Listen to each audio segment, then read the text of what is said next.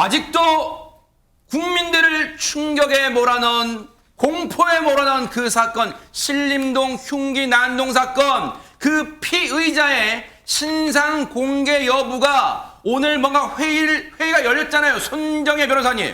네, 경찰이 오늘 오후 비공개로 신상정보 공개 심의위원회를 이제 회의를 개최를 했고요. 네. 지금 바로 나온 소식입니다. 신상정보 결정이 됐고요. 신상정보를 알려드리겠습니다. 이 사람이에요? 사진으로 보시는 것처럼 이름은 조선입니다. 그리고 성별은 남성, 만 33세 90년생이라고 하고요. 네. 주민등록 사진과 CCTV 촬영 영상 사진 모두 공개가 됐습니다. 일단 경찰에서는 피의자가 다중이 오가는 공개된 장소에서 흉기를 이용해 다수의 피해자들을 살해하거나 살해하려고 한 사실에 비추어 범행의 잔인성 그리고 피해의 중대성이 인정된다. 그리고 자백하고 있고 CCTV 확보돼 있고 목격자 진술 등을 종합하면 범행 증거도 충분할 뿐만 아니라 범죄 발생으로 인한 국민 불안, 유사 범행에 대한 예방 효과 등을 고려할 때 공개 시 공공의 이익이 크다고 판단됨에 따라 신상을 공개하기로 했다라고 결정을 했고요. 네. 그리고 관련된 소식, 사이코패스 검사 진단 검사도 진행한 소식을 전했는데요. 사실 전날 진행하려고 했었으나 심정이 복잡하다라고 해서 거부했다가 오늘 동의해서 이제 진단 검사를 실시했다라는 소식까지 전해지고 있고요. 일단 프로파일러 3명이 투입됐다라고 하니까 이 검사 결과도 한 수일 지나면 나올 것으로 예상이 됩니다.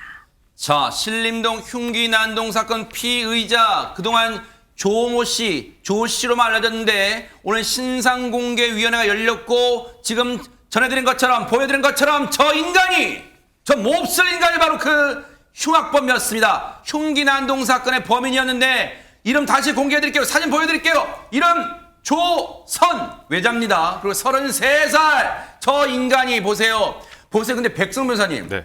왼쪽 사진 아마 수년 전, 오래전에 아마 증명사진 같은 걸 찍어놓은 것 같은데 신분증이나 뭐 그런 거. 근데 오른쪽은 이제 CCTV에 포착된 얼굴. 만약에 지금 보세요. 시청자분 백성문 사람 이게 진짜 좌우 얼굴 이게 동일인가요? 뭐 착각될 정도예요. 이게. 사실 신상 공개 여부가 결정이 돼도 항상 논란이 되는 게 저 사진과 실제 그 사람의 인물을 이렇게 두 개를 보고 그 사람을 길거리에서 마주치면 과연 알아볼 수 있을까? 그러네요.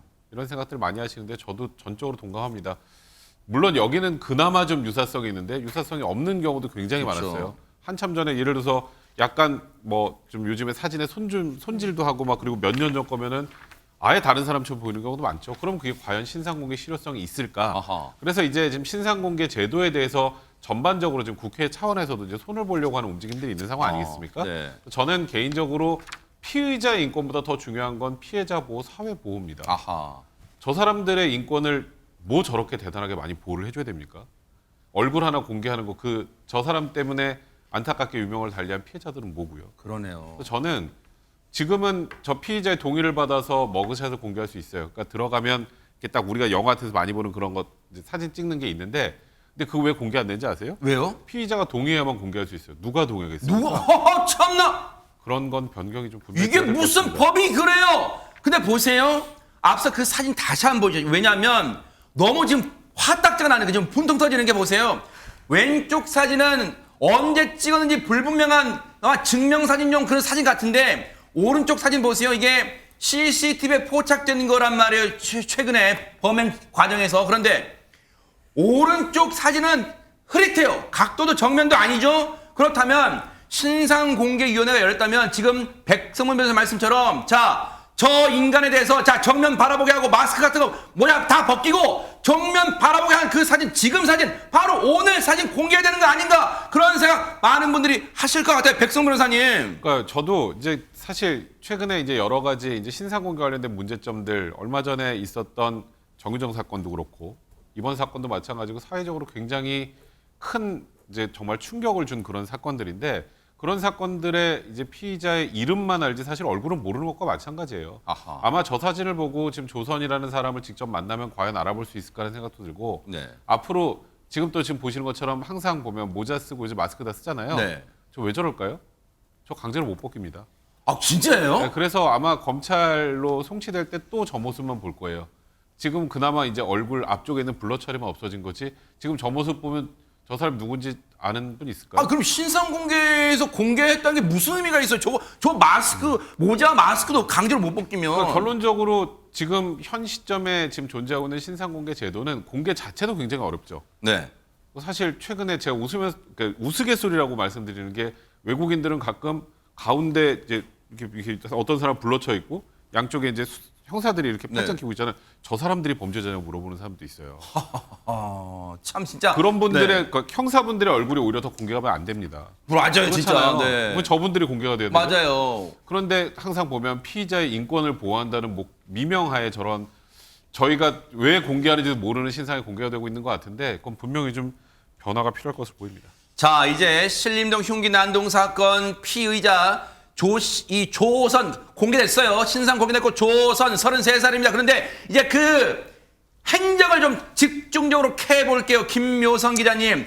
네. 당시에 조선이란 인간이 범행 당일에 뭔가 이 신림역 주변에 도착하기 직전 신림역에서 범행이 일어났지만 그 직전에 어딜 들렀다면서요 지금. 네, 맞습니다. 두 군데를 들렀습니다. 첫 번째로는 할머니 댁에 들렀다고 합니다. 그런데 할머니 댁에서 무슨 일이 있었나 봐요. 일단 뭐 잔소리를 들었다든지 하면서 이미 불쾌한 심경이 있었다라고 전해지고 있는 상황인데 네. 그 이후에는 어디를 갔느냐? 마트를 갔습니다. 허허. 마트에 왜 갔을까요? 영상이 준비됐습니다. 어허. 화면으로 확인해 보시죠. 영상이 있어요. 네. 네.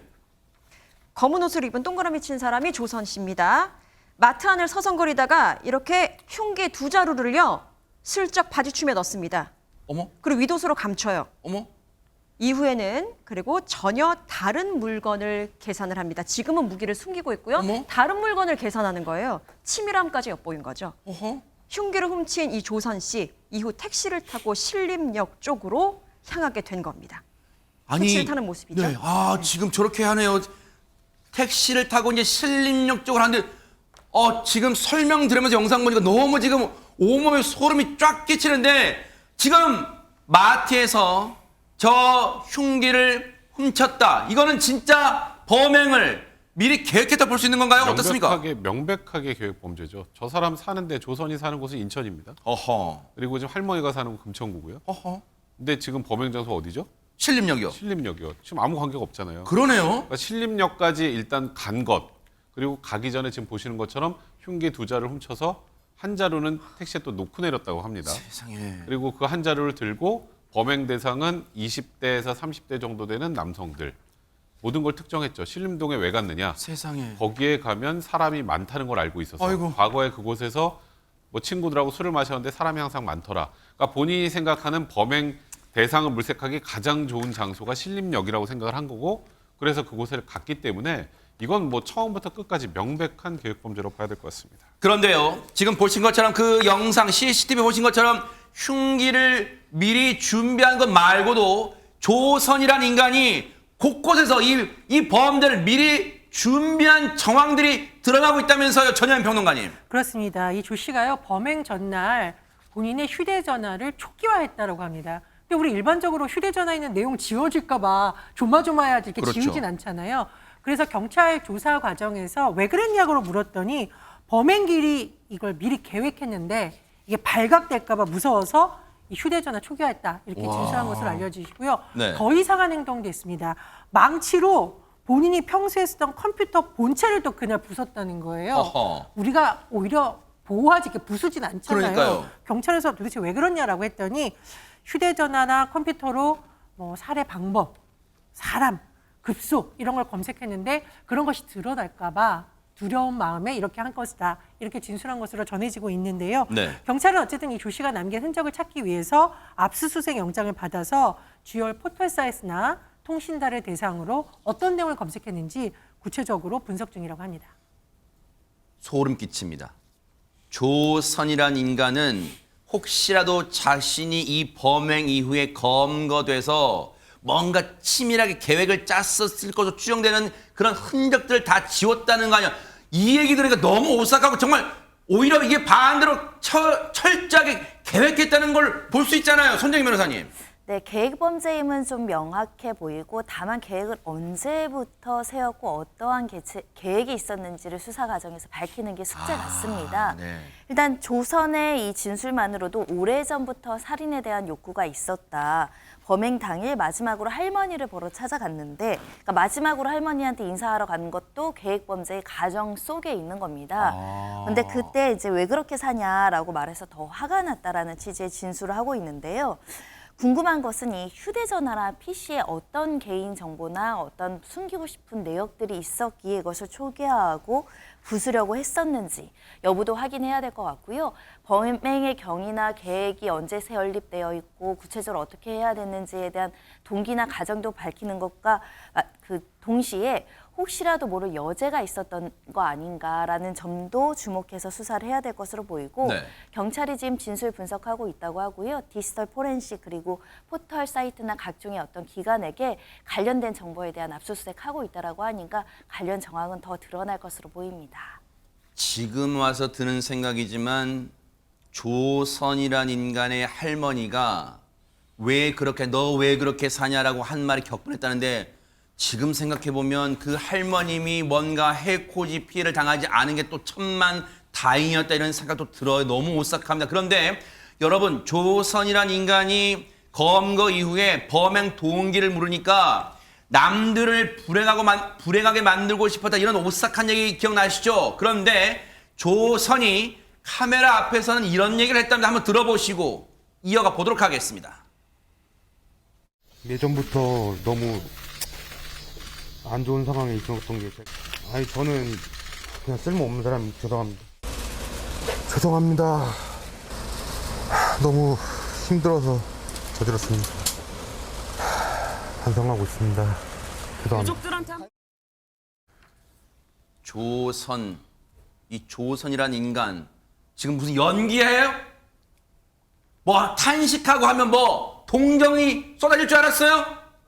혹시 조선이란 인간의 범행 배경은 뭐로 분석해 볼 수 있을까요, 백성 변호사님? 그러니까 일단 조선이 경찰 조사 과정에서 이런 얘기를 했다고 합니다. 나는 사이코패스 성향이 있다. 그러니까 누군가의 굉장히 공격적인 성향이 있는 사람이고 남들보다 내가 키가 작고 경제적으로 좀 열등하다고 생각을 했다. 그런 열등감 때문에 나보다 조건이 나은, 그러니까 키가 본인보다 크고 경제적 능력이 더 좋아 보이는 그런 또래 남성들에게 열등감을 느껴왔다. 이제 이런 것들이 범행의 동기가 되지 않았나 현재까지 그렇게 조심스럽게 보고 있는 상황인데 네. 일단 조선의 진술이 오락가락하고 뭐 신빙성이 좀 아직은 좀 떨어진다고 경찰들이 판단하고 있기 때문에 진술 분석들이 좀 필요할 것 같은데 일단 조선이 이번에 범행하는 과정에서 범행 대상으로 삼았던 사람들은 대부분 20대, 30대 그리고 남성들이었습니다. 보통 이제 좀 약해 보이는 여성이나 노인을 공격하는 게 아니라 분명히 본인이 범행 대상을 어떤 사람 이제 최소한의 유형을 특정을 해서 공격을 했다라는 건 이 부분에 대한 내용은 어느 정도 조선의 진술에 신빙성이 있는 것이 아닌가 생각됩니다. 세상에 범행 대상까지 특정했어요. 정말 오싹합니다. 그런데 전혜연 평론가 앞서 손정희 변호사님 설명 중에 어제까지는 사이코패스 진단 검사를 거부하다가 이제 오늘 동의하에 했다는 거예요. 그러면 과연 이게 우리가 여기서 관심 가는 게 정말로 사이코패스라고 볼 수 있는 뭐 점수가 분류된 점수가 있잖아요. 그게 좀 나올지 막 궁금하잖아요, 진짜. 그렇습니다. 사실 어제 검사가 진행될 예정이었는데 이 조선이 계속 뭐 신경이 복잡하다 그랬다가 자술서를 쓰겠다고 했다가 왔다 갔다 한 거예요. 시간이 끌다가 결국 오늘 오전에야 전문 프로파일러 3명이 투입돼서 이 조선을 설득해서 진단검사가 실시된 것으로 알려지고 있습니다. 다만 이게 굉장히 좀 정밀한 분석이 필요하다는 것이 전문가들의 의견인데요. 그런 과정을 거치려면 한 열흘 정도 시간이 걸리는 것으로 그래요? 전해지고 있습니다. 네.